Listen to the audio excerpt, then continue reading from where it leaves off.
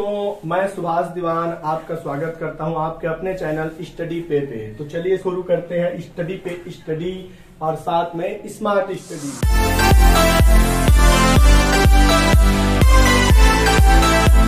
आज का हमारा टॉपिक है छेरछेरा पर्व, जो कि हम कल मना चुके हैं। छेरछेरा पर्व और छेरछेरा पर्व जो है पौष पूर्णिमा के दिन मनाया जाता है। तो हम यह जानते हैं कि छेरछेरा पर्व में क्या होता है। तो छेरछेरा पर्व में जो होता है, युवक युवतियां बच्चे जो हैं घर घर जो है जाकर छेरछेरा मांगते हैं। यह वह समय होता है जहां किसानों के घर में धन का भंडार होता है, धान्य का भंडार होता है। लेकिन क्या आपने कभी सोचा है कि यह पर्व क्यों मनाया जाता है? अगर नहीं पता है तो चलिए जानते हैं हमारे छत्तीसगढ़ में छेरछेरा पर्व क्यों मनाया जाता है।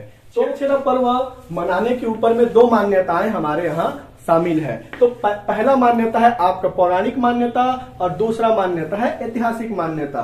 पौराणिक मान्यता, एक बार हुआ क्या कि पूरे पृथ्वी में बहुत ज्यादा अकाल पड़ गया, खाद्य का संकट आ गया था। तो उस समय हुआ ये कि माता दुर्गा ने पृथ्वी पर इस अकाल और गंभीर खाद्य संकट से निजात पाने के लिए हमारे यहाँ अवतरित होकर कौन से शाकंभरी का अवतार लिया था, शाकंभरी देवी का अवतार लिया था और यहाँ पर आके हमको खाद्य संकट और अकाल से मुक्ति दिलाई थी। इसीलिए इन्हें फलों की देवी के रूप में भी पूजा जाता है या साग की देवी के रूप में भी पूजा जाता है। इसीलिए आज के पौष पूर्णिमा को शाकंभरी जयंती के रूप में भी मनाया जाता है।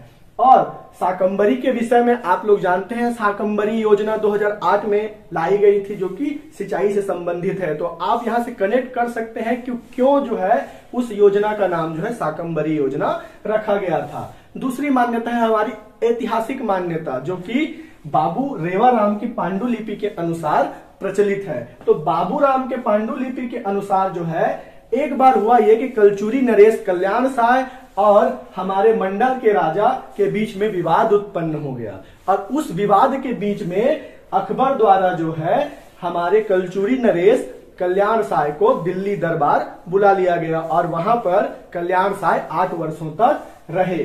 जब वह वापस आए तो प्रजा को जब यह जानकारी मिली तो बहुत ज्यादा खुश हुई और सबसे ज्यादा खुश हुई उनकी पत्नी रानी फुलकेना देवी। कहने का मतलब यह है कि जाहिर सी बात है, पत्नी सबसे ज्यादा खुश होती है और उनके मन में हर्षोल्लास आ गया, मेरा पिया घर आया ओ राम जी और आज उनसे मिलना है हमें। तो अकबर द्वारा दिल्ली बुलाया गया और जब वह 8 वर्ष बाद राजा के वापस राजधानी आने के उल्लास में रानी फुलकेना द्वारा जो है रत्न और स्वर्ण मुद्राओं की बारिश कराई गई और जियो रे बाहुबली वाला गाना शुरू भी हो गया और प्रजा भी बहुत ज्यादा खुश हुई।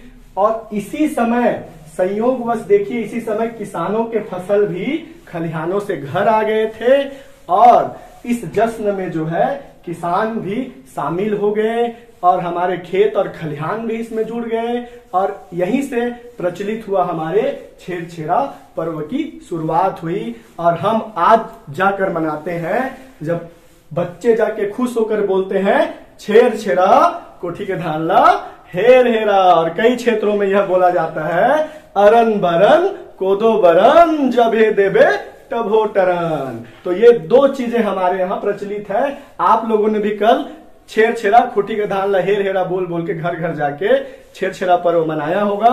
यह बहुत ज्यादा हमारे छत्तीसगढ़ का बहुत ही प्रचलित त्योहार है। यदि यह जानकारी आपको पता नहीं है तो हर किसी को बताइए और हमारे परंपराओं, हमारे त्योहारों के बारे में सबको बताइए, ताकि पूरा जो भारत देश है हमारे पर्व के बारे में जानकारी प्राप्त कर सके। अब क्वेश्चन के दृष्टिकोण से हम लोग यहाँ देख लेते हैं, जो कि अति महत्वपूर्ण है।